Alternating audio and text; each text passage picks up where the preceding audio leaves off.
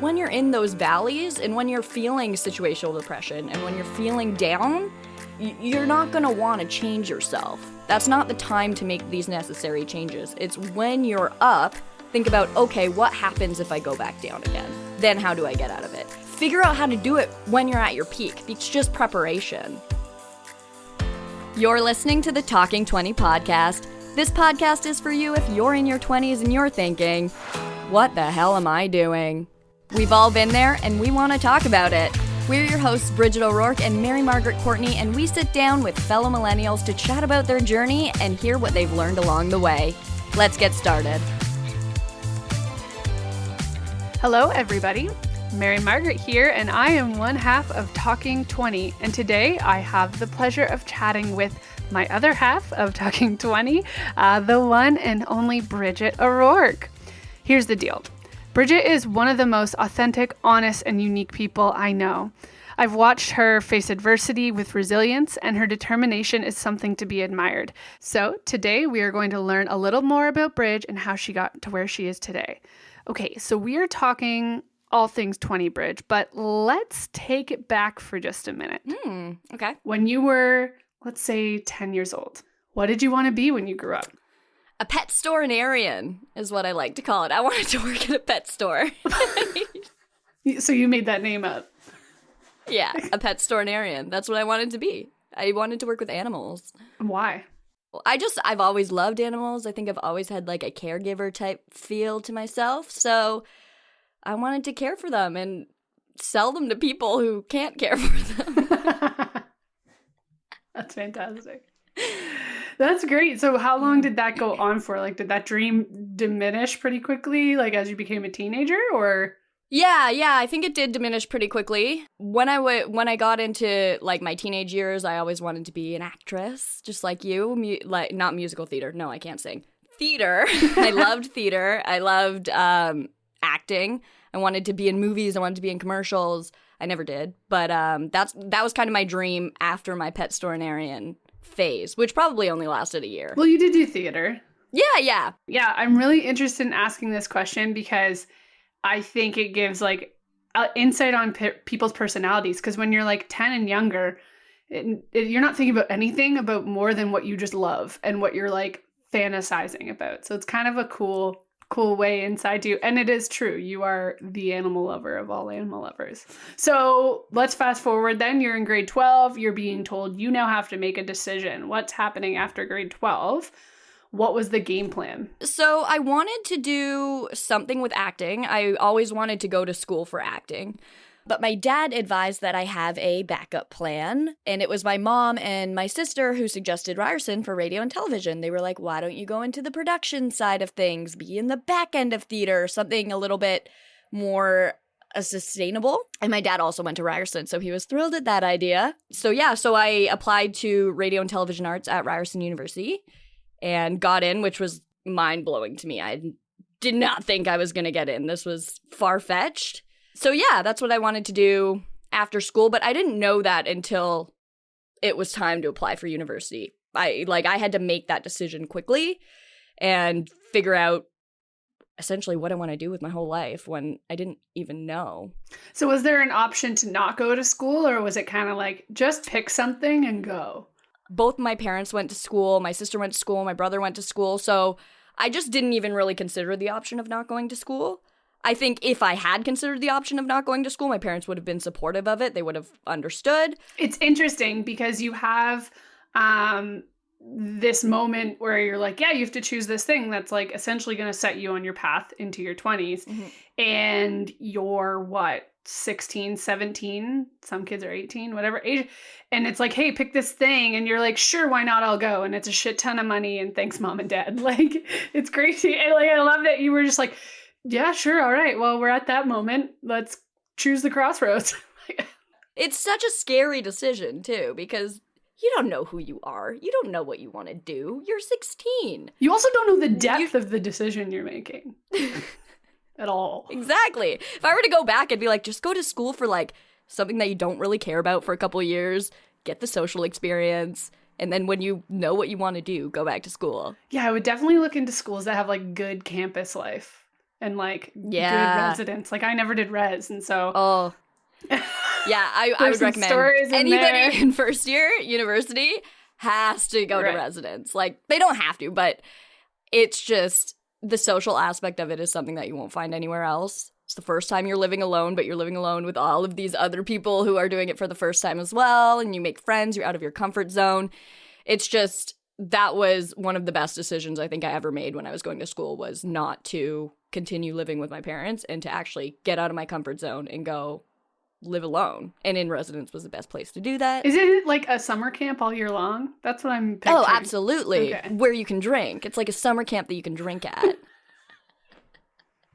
Okay, cool. Yeah. So that's so you're now at Ryerson, you're in Toronto, which is like a huge difference from Orangeville, from your little town life to your big city life. And did you feel comfortable in that decision? Did you feel like you fit in? I did. I was really nervous at first. I didn't know if I would. It was a big change for me. I remember when I walked from Ryerson is right beside Yonge and Dundas subway station, like maybe a 5-minute walk. And I remember texting my mom the first time I walked from Yonge and Dundas subway station to Ryerson University, being like, I did it! Look at me, big girl in the big city.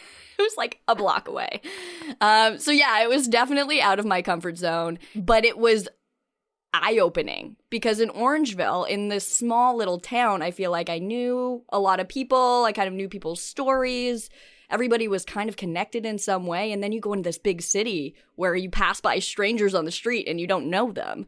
It showed me how much more of the world there is to see than what I was kind of sheltered with in this small little town growing up. Yeah, totally. I never did the city thing, and I think that's actually a really, that if I like had a kid and I had to advise them on what to do, that would be a really smart thing, is like, hey, like you've lived in a small town all your life, let's put you in a city and you're going to go to school and you're going to do all this, but like there's your learning experience, go.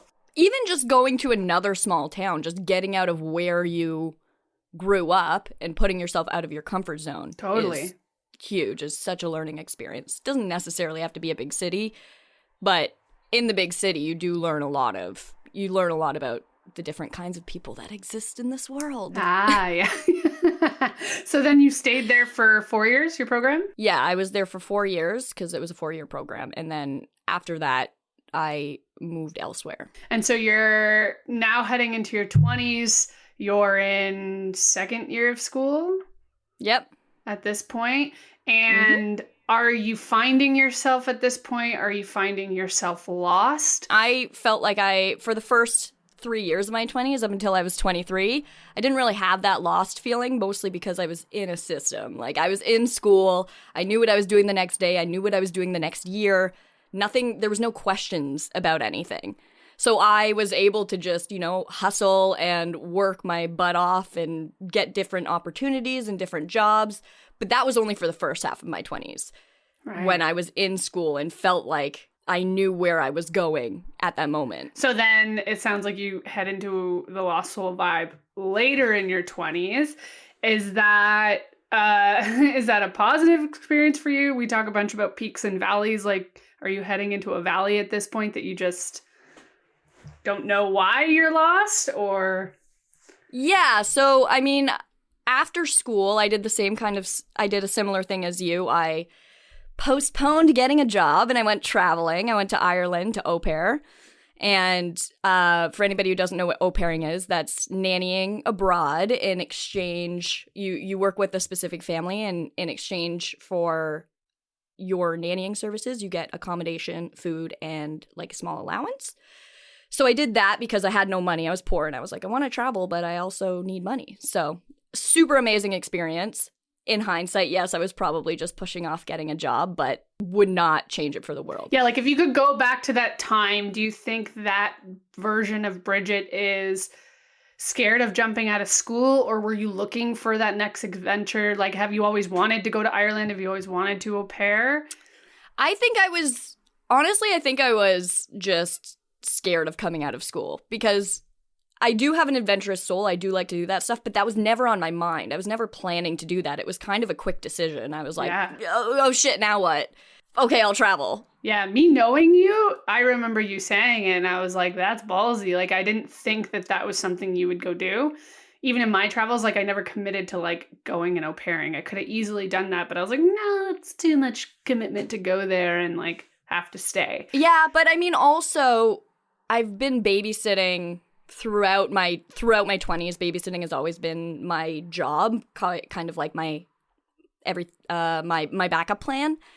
So it wasn't completely random that I did it. I was like, okay, so how can I make money and also travel? I have this great experience babysitting. Maybe I should do that. So it wasn't completely off the path, but it definitely was me being like, okay, I'm scared. I don't know if I can get a job in media or in radio. I'm just going to go and keep babysitting. But I'm going to do it somewhere else. So you kind of threw yourself into media and radio as this, like, backup plan. So your mom and sister called it, but you come out of school going like, that's the industry I want to be in. This is what I want to do. Well, actually, when I came out of school, I was a little bit confused because babysitting, my passion is has been kids, but I didn't know that until I was 20, until I was in school for radio and television. And I was like, maybe I want to be a nanny for the rest of my life. Maybe I want to be a teacher. What do I want to do? And I was like, I'm just going to stick with this media production thing because I did love it. But it did scare me a little bit because I thought maybe I was in for the wrong thing. Yeah. Well, it's so funny too, right? Like, we lose that systematic thing that we know what's coming up every year. And even though you went to your post-secondary, you did the 4 years, it gives you a bit more structure, but you come out of it and then you go like, should I just do something completely different and pretend like that didn't happen? Like, to have, just keep going, just keep trying. You're like, no, I'm going to go au pair. If I had a couple extra years after high school, I probably would have been able to figure that kind of stuff out.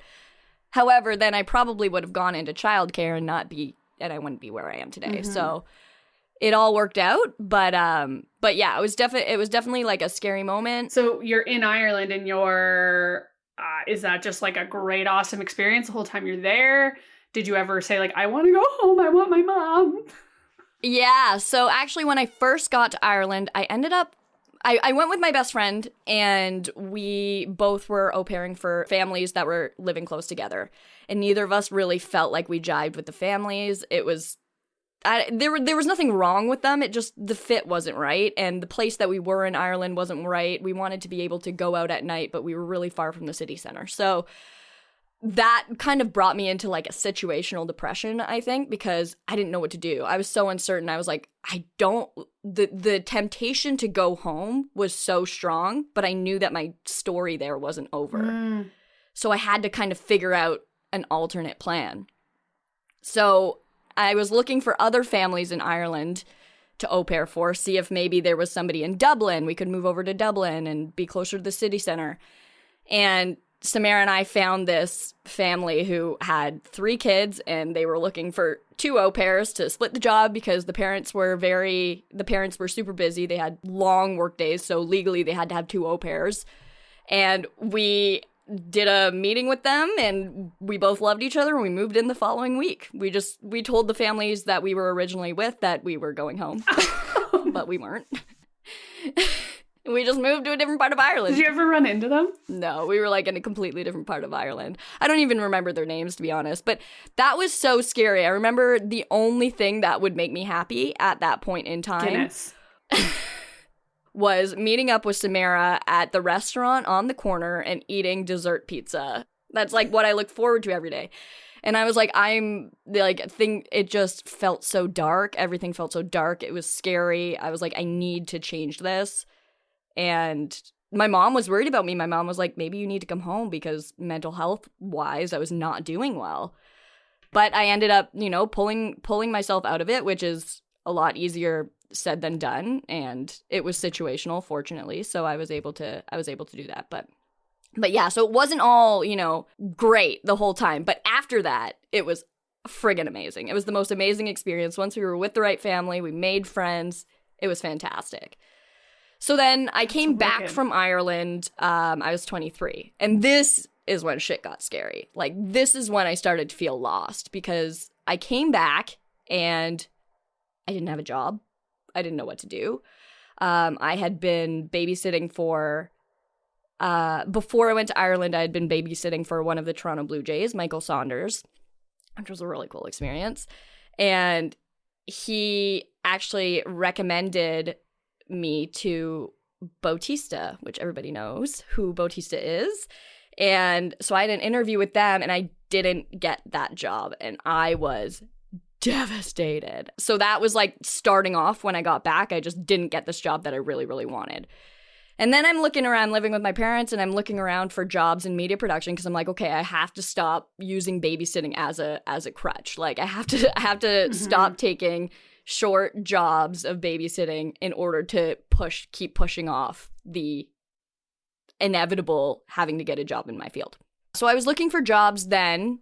I remember being super poor. I took a video of myself vacuuming my mom's house for money. Like I was just like, oh, what do I do? This is when you're starting to pay back student loans as well. So sorry, wait, I gotta ask about this video. So the video, were you promoting yourself to vacuum people's houses, or were you selling the video of? No, I was taking a Snapchat about how sad my life was. Oh, yeah, that was not clear. Nothing to do with any of that. Yeah, so this is when you're starting to pay back student loans, oh, boy. And you're starting to learn about finances, and you're living with your parents, and you're thinking, okay, I could end up anywhere right now. I have to find a job, and I'm just going to have to adapt to wherever that is at this point. So that was really scary. So weird that, like, you're 23, but you feel like you've run out of time. You're 23. Like, that you're not at the finish line. You're okay, but it's like, why does this feel so empty? And like, there's no safety net under me. But there is one. You know what I mean? There is one. You just don't know it at the time. Like, you just don't know that things are going to work out. And you're hustling, and you're applying to jobs, and you keep getting turned down. And it's just such a, like, you just don't see the end of it. And you get so attached to a job, you apply to it, you go for an interview, you're more attached to it, and then you don't get it. And it's just a constant blow to your self-esteem. Yeah. It's so hard. My first job after I got back from Ireland, I got a job at a radio station, which was so fun, super nerve-wracking. Like, the day of my interview, I was so sick, and I was going to be like an on-air radio host, sounding like, hi guys. Some people like that, you know? Maybe they do. Yeah. So I sent in like a little project that I had made in first year university, and I was like, this is what I actually sound like. So I got that job. It was so scary. It was so out of my comfort zone, but I did it. I pushed myself to do it, and I loved it. So this is when things kind of started to feel like they were rolling again in my 20s. Like, I was like, all right, I got this job at a radio station. It was in Hamilton. I was like, I'm going to move to Hamilton, found a great apartment, moved here, found a family to babysit for part-time. So I was part-time doing the radio station, part-time doing babysitting. I was like, I love this. These are my two favorite things. It was the perfect time. And then I got fired from the radio station. Ooh. And I haven't really told anybody that, to be honest. Like, most of my close friends don't know that I was fired. I've been telling people that, I just, I didn't really like the hours anymore and blah, blah, blah, blah, blah.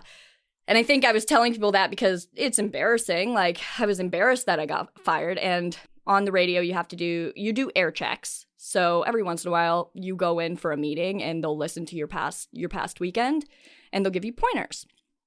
So they brought me in and they listened to it. And it just so happened that the weekend that they were doing the air checks was a really bad weekend for me. I didn't do a good job. So they heard it and then they were like, we're just not impressed with your performance. We're going to let you go.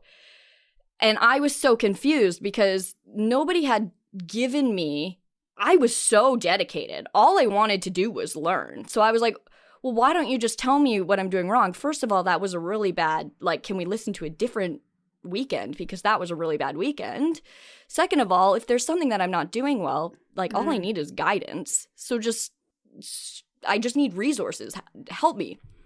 So anyway, they fired me. It was super devastating. And I went back in a couple days later. And this was like so hard for me. I went back in to go and talk to like the boss and be like, why? Because like, look at this. I have notes. I have plans. I'm so dedicated and I really, really want this job. So wait, before you keep going, in that moment when you get fired, because you seem pretty confident that you shouldn't have been fired, did it hit your ego? It was like such a blow to my ego, lowered my self-esteem. It was my first job out of university. Like, yeah. I was so excited about it.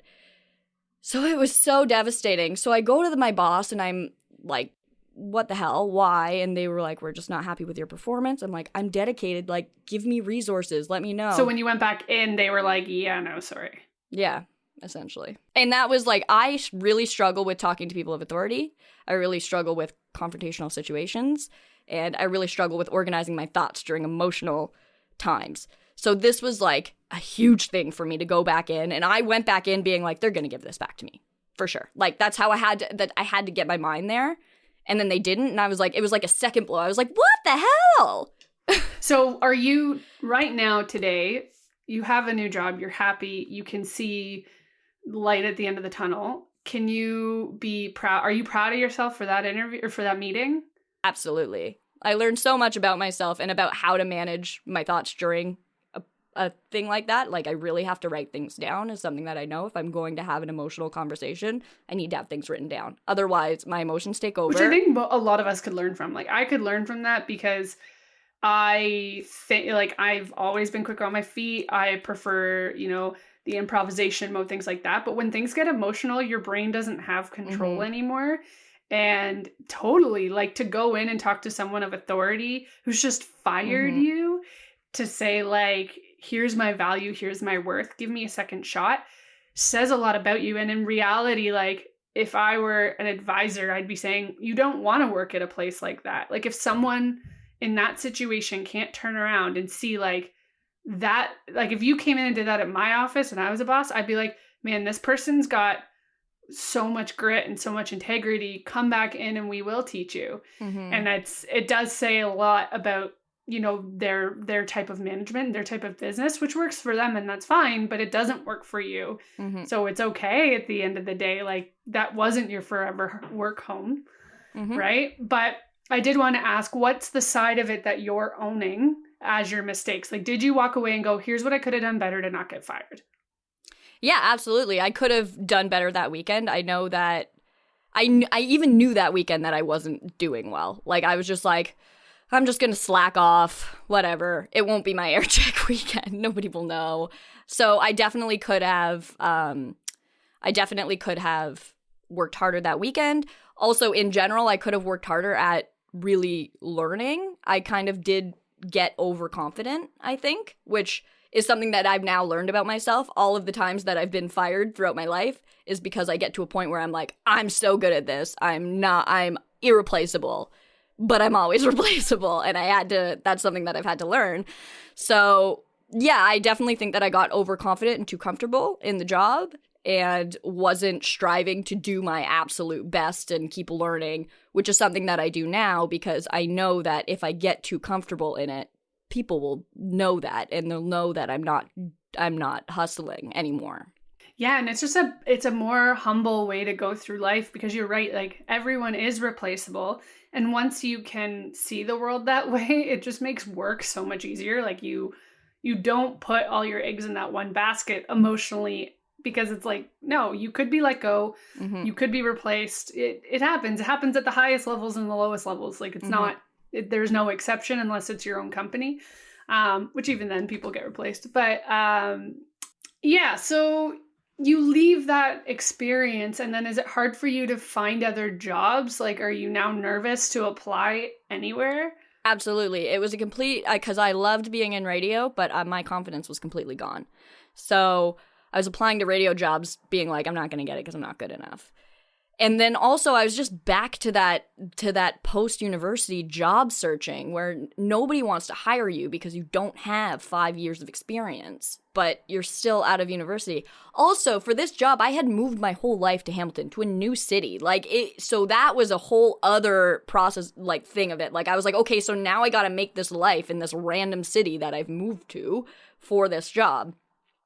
So it was really difficult, and I also didn't know what path to take then because I had thought that I was, like, in radio now, and I was like, this is great, but then my confidence for radio was completely gone. So I was like, now what? What do I do now? Do I go back to babysitting? Which I did in the meantime, until I found a different job. Like, again, you've got this determination when you're in these shitty phases. You're a planner, so you get up in the morning and go, okay, how do I get out of this? And how am I going to problem solve? And then you take action, which is wicked.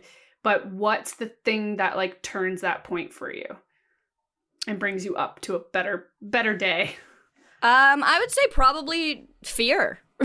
Like, I'm scared that mental health wise, I'll get into a rut if I don't keep moving.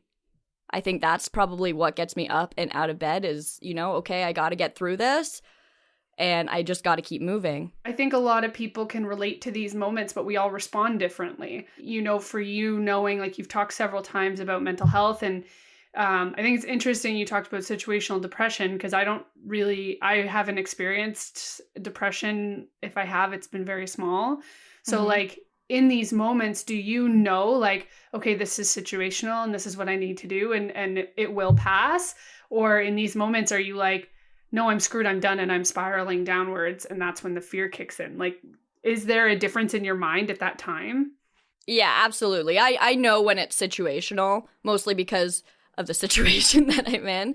But yeah, I know that in order to feel better, I have to move forward. Like, if I stay in that spot, in that situation, I'm going to spiral. So I have to get out of it in order to skip that spiraling. Like, where does that come from for you? Is it just second nature when you wake up on the third day of feeling like shit and you go, this isn't Bridget, this isn't okay, I know where this goes from here?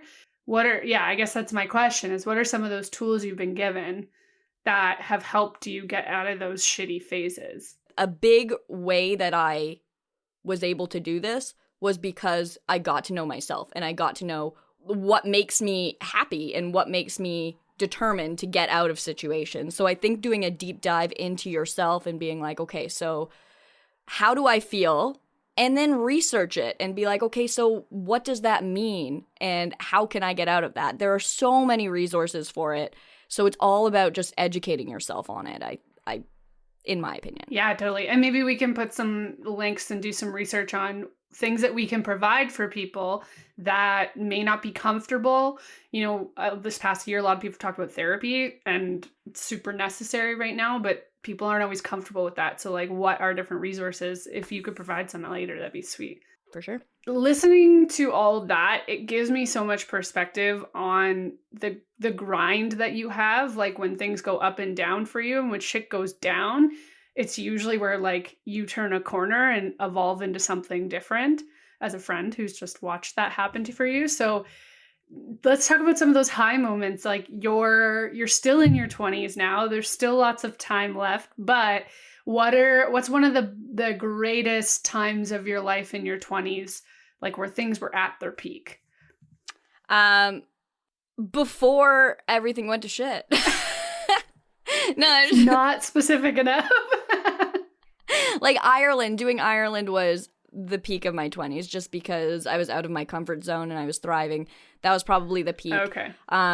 Over the past year has been both a peak and a valley, because I've been in a stable job, which is kind of the first time I've been in something that I feel secure in my 20s, and that happened when I was 26. And that you love. And that I really love, yeah.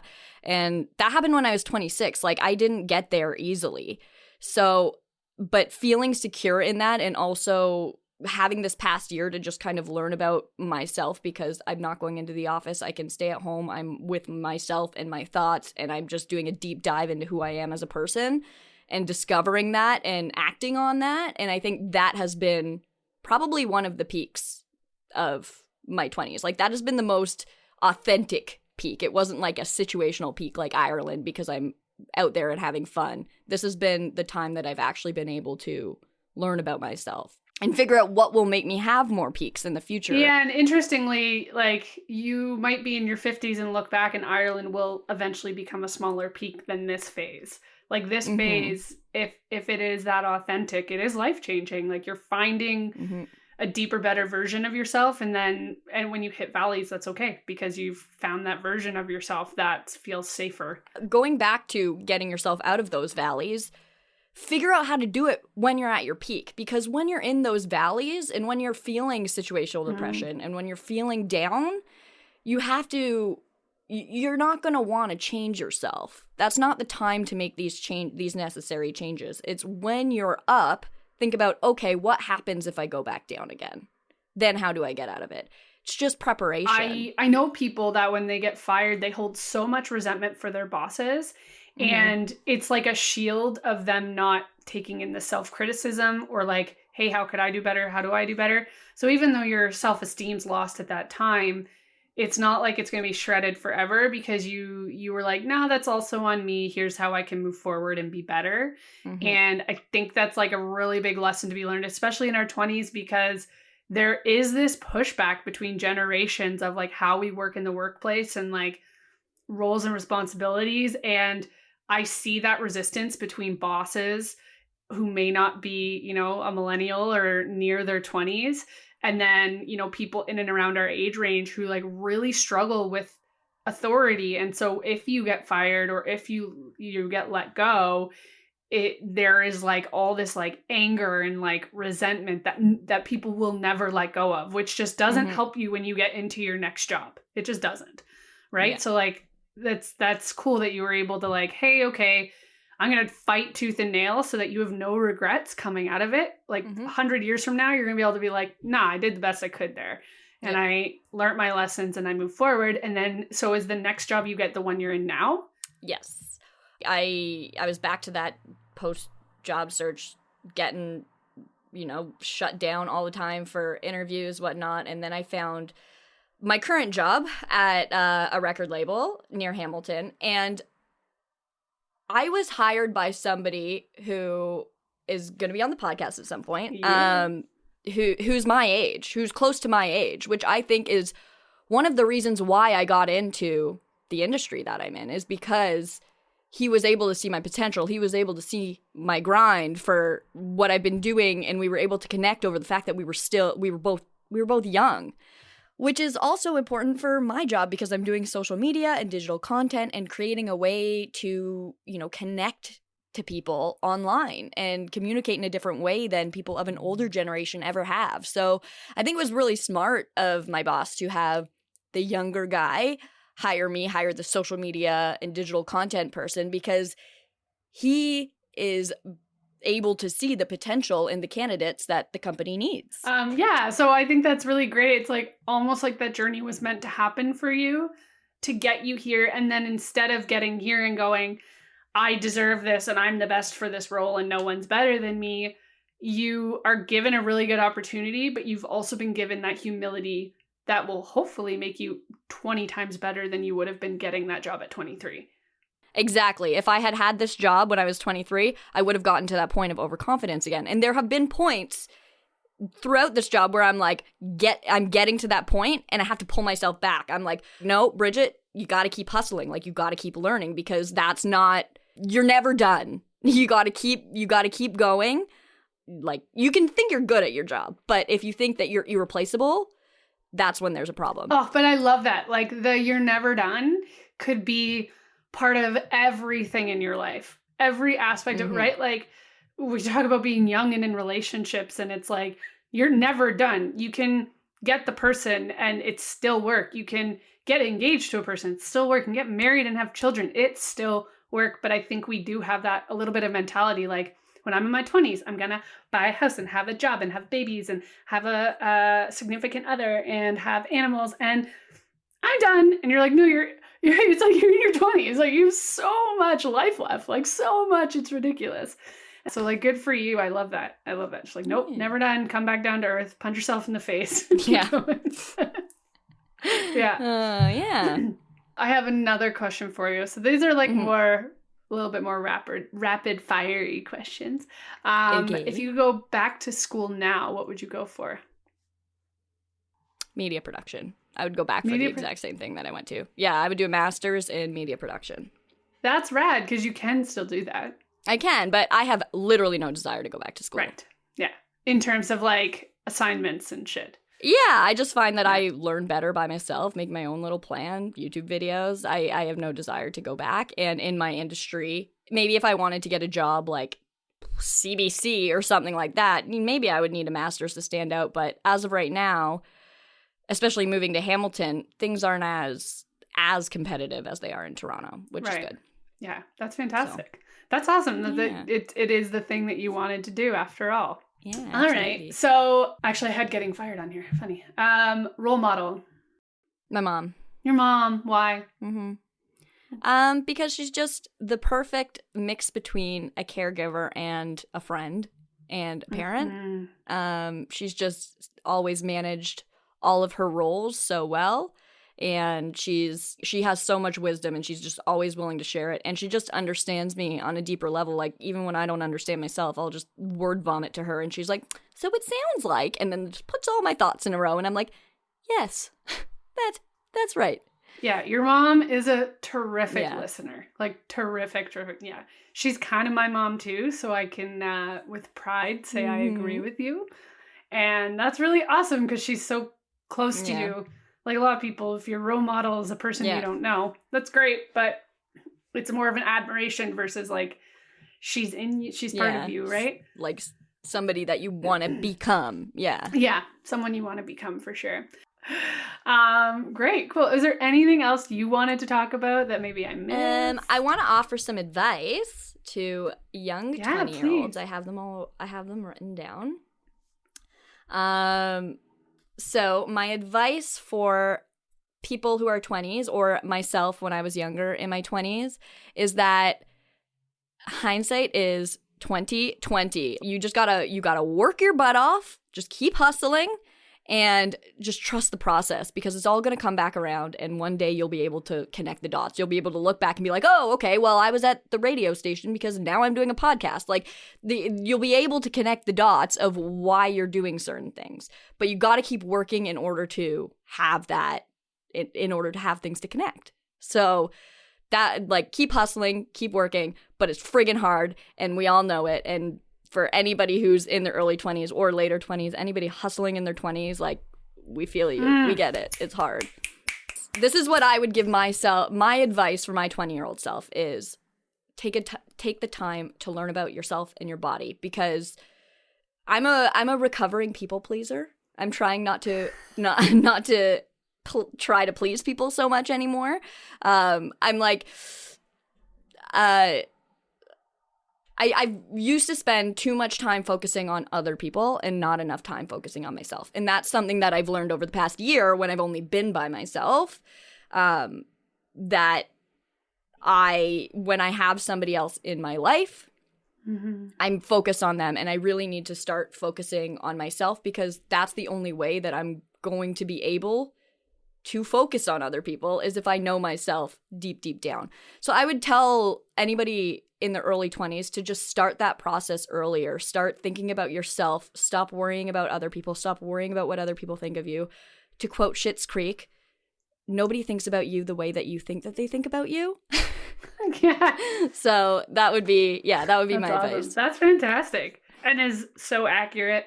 It's going to be one of those things that, a 20-year-old walking in might listen to this podcast and go, I don't really get that. And then when they're 25, they'll be like, I get that for sure, hands down. And I get that. I totally get it. Yeah. So if anyone wanted to connect with you, maybe because they relate to your story, or they just want to connect, where can they go to find you? On Instagram would be the best bet, at Bridget Oro. Awesome. Well, thank you, Bridge, for being my very first interview on Talking 20. We know so much about each other, but we have so much more to learn, and I'm excited to share your story on our podcast and see how it may help others. Thank you so much for chatting, and for anyone listening, please like us and follow us. It really helps when you follow us on your podcast platform, whether that be iTunes or Spotify or any other podcast platform. Following us helps build our awareness and ratings. It helps you get notified when we have new episodes coming out, and just all around shows us your love and support. So again, please share us where you can. Join us on social media for our shenanigans, and have a great day. We'll see you guys in a few weeks.